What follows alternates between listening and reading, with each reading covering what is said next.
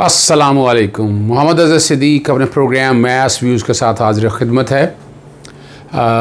दो तीन इशूज़ पे तो बात ऑलरेडी हो चुकी थी। आज कुछ अदालती ख़बरें हैं और एक जो हमारे स्पीकर नेशनल असम्बली ने यानी एक पाबंदी लगाई थी, वो नाम की पाबंदी लगाई थी। उनको थोड़ा सा सबक तो सिखाना चाहिए था पार्लियामेंटेरियन को। आपको पता है इनको इस्तिस्ना है, आर्टिकल 66 और 69 के तहत जो एक आम बंदा हो ना, बाहर में ऐसा लड़ाई झगड़ा हो तो 751 का कलंदरा कटता है और वो बंदे को अंदर डाला जाता है। मैजिस्ट्रेट फिर बैठ के तसल्ली करके ज़माना देता है कि दोबारा जाके हंगामा ही नहीं करेगा ऐसी। तो ये तो आपको पता है प्रिविलेज क्लास है ना, इनको तो कोई छेड़ा नहीं जा सकता। तो ये स्पीकर नेशनल असम्बली में बड़ा यानी कौम को बेवकूफ़ बनाया जा रहा है। बड़ा दुख और अफसोस हुआ मुझे स्पीकर के आज के फैसले पर। बहरहाल आज क्या हुआ, और 7 अरकान पर पाबंदी लगाई थी उन्होंने। हुकूमती अरकान में अली नवाज़ अवान था, अब्दुल मजीद खान था, फ़हम खान दाखिले पर पाबंदी लगाई थी। अपोजिशन अरकान में शेख रोहील असगर, अली गौहर चौधरी, आमिद हमीद और आगा रफ़ीउल लावर थी। इन सब पर पाबंदी ख़त्म कर दी है। और जो कौमी असम्बली के सेक्रेटरीट से जानब से मुतल्लिका अरकान और सिक्योरिटी को आगाह कर दिया गया। और ये स्पीकर असम्बली ने अरकान पर पाबंदी मामलात को सुलझाने और माहौल खुशगवार करने पर उठाई है। और अपोजिशन की जानिब से कल स्पीकर को भेजे गए मरासले में मेंबरान पर पाबंदी उठाने का मुतालबा किया था। पूरी दुनिया में देखें, पार्लिमानी रवायात देख लें, कन्वेंशंस देख लें, और मैं पहले भी कह बैठा हूँ कि हमारे यहाँ ये पार्लिमानी ये जमहूरी निज़ाम इज़ नॉट फिट। यहाँ हमें सदारती निज़ाम की तरफ जाना है। वो एक अलग बात है आइनी तौर पर और कानूनी तौर पर क्या कुछ करना है। It will take some time and we need to have a detail discussion on this issue, ताकि हम उन चीज़ों को अपने तौर पर देख सकें और सेटल कर सकें। इस पर एक बड़ी डिटेल में इन डेप्थ आइनी और कानूनी प्रोविजंस को सामने रख के तफसीली गुफ्तगू मैं करूँगा। उसमें आपको पार्लियामानी जमहूरी निज़ाम और जो प्रेसिडेंशियल फॉर्म ऑफ गवर्नमेंट है उसमें आपको बताया जाएगा। पॉलिटिकल आपने गुफ्तगू सुन ली, इमदाद हुसैन के साथ सुन ली, और इसमें जनरल ग़ुलाम मुस्तफ़ा के साथ में गुफ्तगू करूँगा, वो भी देखेंगे। हम चलते हैं अब अगला इशू जो आपके सामने रखना है, वो पेशावर हाई कोर्ट का अच्छा इशू है जो कि मेरा सब्जेक्ट है आसार कदीमा के हवाले से। मर्दान और सवाबी में आसार कदीमा की ज़मीन पर लीज़ के देने के ख़िलाफ़ दरख्वास्त की समाअत हुई है। Chief justice Qaiser Rashid Khan, what a decent man, बड़ी अच्छी तरह जानता हूँ उनको। लॉयर्स मूवमेंट में हमारे साथ वो रहे और बड़ा अच्छा काम किया। साथ जस्टिस अरशद अली पर मुश्तमिल 2 रुकनी बेंच थे। और माइंस वाले सो रहे थे, क्या आसार कदीमा की ज़मीन लीज़ पर दी जा सकती है? ये जस्टिस कैसर रशीद खान ने इस्तफसार किया। पेशावर डीजी माइंस और डीजी आर्कियोलॉजी मुतल्लिका साइट्स का दौरा करें और देखें वहाँ क्या सूरत हाल है। ये गंधारा आर के आसार हैं, यानी आपकी जो आर्कियोलॉजिकल साइट हैं, और उनकी हिफाजत यकीनी बनाई जाए। ये अदालत की ज़िम्मेदारी है। हमारे यहाँ लॉ मौजूद हैं। एंटीक्विटी एक्ट मैंने आपके सामने पहले बता दिया था, 1975 का बड़ा क्लियर लॉ है। अगर कोई गलत कर रहा है तो फिर हम नैब को इंक्वायरी का हुक्म देंगे। और अदालत ने डिप्टी प्रोसिक्यूटर नैब आज़म दाद को भी रोस्टर पर बुला लिया। अगर हमें लगा कोई गलत हो रहा है तो फिर हम नैब को ये केस हवाले करेंगे। अदालत ने रिपोर्ट तलब करते हुए समाअत मुलतवी कर दी है। अदालतें हमारी आपके सामने जो पोजीशन कर रही हैं, जो केसेस काम कर रहे हैं, वो आपके सामने बता रहे हैं। आज पेशावर हाई कोर्ट के हवाले से मैंने बताया। अब हम आएंगे तोशाखाना रेफरेंस के हवाले से इस्लामाबाद हाई कोर्ट की तरफ चलते हैं। वही आर्जी सेलर परचेज़र खड़े करके अदालती निज़ाम को हाईजैक करने की कोशिश करती है। नवाज़ शरीफ और गैंग जो है ना, इस मामले में बड़ा मास्टर है और वो ये काम करते रहते हैं। और अदालत के सामने ये मामला आया, चीफ जस्टिस अतर मिल्ला और जस्टिस आमिर फ़ारूक पर डिवीज़न बेंच के सामने आया, और इस दरख्वास्त के काबिल समाअत होने पर फ़ैसला महफूज कर लिया है। फ़ैसला जो भी आता है, लेकिन वन कैन इमेजिन, मेरे अपनी ज़ाती राय, ये दरख्वास्त काबिल अखराज है। अदालत क्या करती है ये अपनी जगह है, लेकिन अभी प्रामा फ़िशाई जो मैं समझता हूँ वो आपके सामने रख लिया। जायदाद की नीलामी का हुक्म दिया था, और दरख्वास्त के जो वकील हैं उनका कहना है कि नवाज़ शरीफ की जायदादों में अपने अपने मफादात हैं, उनके अपने ज़ाती हैं। इस पर अदालत ने पूछा, चीफ जस्टिस का मुकालमा था उनसे कि क्या प्रॉपर्टी में मफाद है। उन्होंने कहा कि ये सिविल कोर्ट का केस है, एहतसाब अदालत के दायरे इख्तियार में नहीं आता। हालांकि सेक्शन 12 और 23 पढ़ लें, बड़ी क्लैरिटी है। सिविल कोर्ट वगैरह कोई नहीं, आउट ज्यूरिसडिक्शन कर दी हुई है ये सारे कॉन्टैक्ट्स में, सिविल कोर्ट कंसर्न ही कोई नहीं है। आप अदालती दायरा इख्तियार को छोड़ें, हमें अदालती फैसले के बारे में बताएं। जस्टिस आमिर फारूक ने उनसे कहा हमें एहतसाब के फैसले से बताएं कि अदालत ने क्या हुक्म दिया था। जस्टिस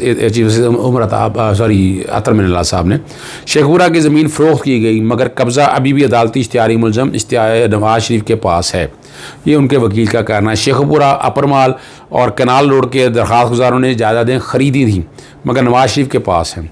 दरख्वास्त गुजार राजी को अपनी पार्टी समझ रहे हैं। अब ये दरख्वास्त गुजारों के वकील का ये कहना है।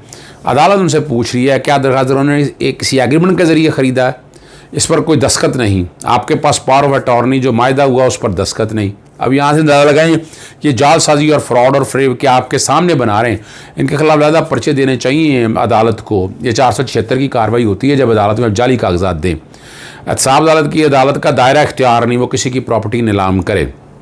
कानून ने एहतसाब अदालत को कोई इख्तियार दिया ही नहीं कि वो किसी की प्रॉपर्टी को नीलाम करे, ये उनका है। एहतसाब अदालत ने दायरा इख्तियार को तजावुज़ किया है, कानून की खिलाफ वर्जी है। यानी इस पर फिर जैसे ने कहा, आपका कहने का मतलब है कि एहतसाब अदालत ने दरख्वास्त गुजार के मुलज़िम नवाज शरीफ को इश्तिहारी क्यों करार दिया। आप कहना चाहते हैं कि इस केस का दायरा इख्तियार वहाँ के ज़िला के सेशन जज के पास है। ये अदालत के रिमार्क्स है। प्रॉपर्टी के नीलामी का दायरा इख्तियार सिर्फ सूबाई हुकूमत के पास है। अच्छा, कानून क्लियर है और ये आर्गूमेंट है उनके अपने। और सिंगल जज ने अपने फ़ैसले में दरख्वास्त गुजारों को सुनने का कहा था। ये दरख्वास्त गुजार के वकील ने कहा इस पर फ़ैसला महफूज हो गया। फ़ैसला मैं बता चुका हूँ। नैब का कानून एक्सक्लूसिव जुरिसडिक्शन है उसके पास, उसने जो फ़ैसला देखना होता है, क्योंकि अपनी जो अटैच की इश्तिहारी हो गए, कार्रवाई करनी है उसी अदालत ने फ़ैसला करना है। जो बाकी अदालतें हैं सूबों में जहाँ कहीं भी वहाँ सिर्फ एग्जीक्यूशन होनी है, एग्जीक्यूट होना है सारों ने। और हम बात करते हैं अगला जो शहबाज शरीफ का 22 जून को अपना ना तलब कर लिया है FI ने। रमज़ान शुगर मिल के क्लर्क के चपरासियों के अकाउंट में 25 अरब रुपए के रकम मुंतकिल हुई है। 5 सवालों का जवाब तलब कर लिया है। गुलजार खान का अकाउंट वफात के बाद भी शरीफ फैमिली के इस्तेमाल में रहा। कमाल की बात नहीं है, आप यहीं से समझ लें। ये रिपोर्ट FIA ने दी है। और साबिक वज़ीर आला को 22 जून को सुबह 11 बजे तलब किया और अदम पेशी पर गिरफ्तारी का इंतबाह कर दिया है। FI ने शहबाज शरीफ से मुल्की और गैर मुल्की असासों, बैरून मुल्क कंपनियों, अकाउंट, सरमाकारी, बच्चों के असासों की तफसीलात मांगी है, जबकि 5 सवालों के जवाब भी तलब किए हैं। 25 अरब की रकम रमज़ान शुगर मिल के क्लर्कों और चपरासियों के अकाउंट में डाली गई है। अब यहीं से अंदाज़ा लगा ले। और MD सलमान शहबाज के ऑफिस 55 के मॉडल टाउन का ये जिक्र है। शरीफ ग्रुप के कॉरपोरेट में काम करने वाले मलिक मकसूद के अकाउंट में 2016-17 में 3.7 अरब रुपये मुंतकिल हुए। और चपरासी मोहम्मद असलम के अकाउंट में 2014 से 2017 तक 1.75 अरब रुपये मुंतकिल हुए। क्लर्क अजहर अब्बास के अकाउंट में 2012 से 2014 तक अपना 1.67 अरब मुंतकिल किया गया। क्लर्क अजहर अब्बास के अकाउंट में 2011 से 2014 तक 1.67 अरब। गुलाम शबीर के अकाउंट में 2012 से 2014 पर 1.57 अरब। काश्तकार अब्दुल जवार के अकाउंट में 1.55 अरब। क्लर्क अजहर हयात के अकाउंट में 2002 से 2014 तक 1.42 अरब। कैसर अब्बास के अकाउंट में 1.37 अरब। चपरासी गुलजार खान के अकाउंट में, गुलजार खान चपरासी है ये, 1.28 अरब रुपये। और गुलजार खान की 7 फरवरी 2015 में वफात होगी, मगर उसकी वफात के बाद भी ये अकाउंट जो है ना शरीफ फैमिली के इस्तेमाल में रहा। अकबर ट्रेडर के सैयद मोहम्मद अकबर के अकाउंट में 1.25 अरब।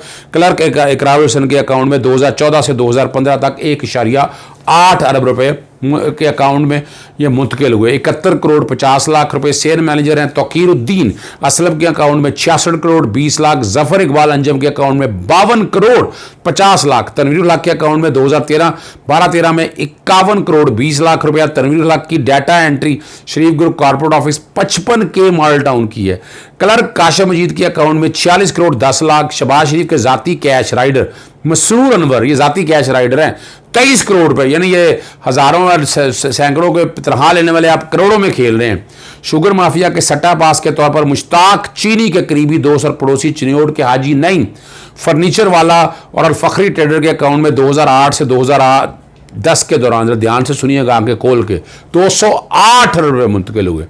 मुश्ताक चीनी ने अपने ड्राइवर के अकाउंट में 2.5 अरब रुपये वारिस ट्रेडर और वारिस इंटरप्राइजेज के मोहम्मद वारिस के अकाउंट के जरिए मुंतकिल किए। मुश्ताक चीनी के एक ही और मुलाजिम जामे इंटरप्राइजेज के गुज़ाफर अली के अकाउंट में 55 करोड़ 50 लाख रुपए मुंतकिल किए गए। रमज़ान शुगर के मुलाजमी ने तहकीका के दौरान बताया कि यह रकम सलमान शहबाज के कहने पर खुफिया तौर पर मुंतकिल की जाती है और सलमान शहबाज को पता भागे हुए हैं, भगौड़े हुए हैं, स्कॉन्डर हाउस या हाइड पार्क में छुप कर बैठे हुए हैं। नवाज शरीफ, इसहाक डार, हसन हुसैन, नुसरत शहबाज, जवेरिया, इमरान असलम, ये सब के साथ वहीं पर बैठे हुए हैं। आप यहीं से अंदाज़ इस सिलसिले में जो फाइनेंशियल ऑफिसर है मोहम्मद उस्मान की हिदायत शामिल होती थी। दस्तावेज़ जो FIA की रिपोर्ट है के मुताबिक जो दस्तावेज़ के हवाले से उन्होंने बताया, मुश्ताक चीनी ने सट्टेबाजी के लिए रकूम की मुंतकिल खुफिया अकाउंट की तफसीलात बतौर सबूत पेश की। मुश्ताक चीनी के मुताबिक इस मामले को बेहतर अंदाज से सलमान शहबाज और शहबाज शरीफ बयान कर सकते हैं, जबकि चेक, वाउचर्स और मनी ट्रेल के जरिए ये बात सामने आई है कि खुफिया अकाउंट में पैसों के मुख्तलिफ पार्टियों के सियासतदान, ताजर, ठेकेदार, पेट्रोलियम मसनूआत के डीलर, फार्मास्यूटिकल के डीलर, ये करप्शन का पैसा सारा इसी तरह आता है ना, कोई एडवांटेज देना, कोई टैक्स में एडवांटेज देना।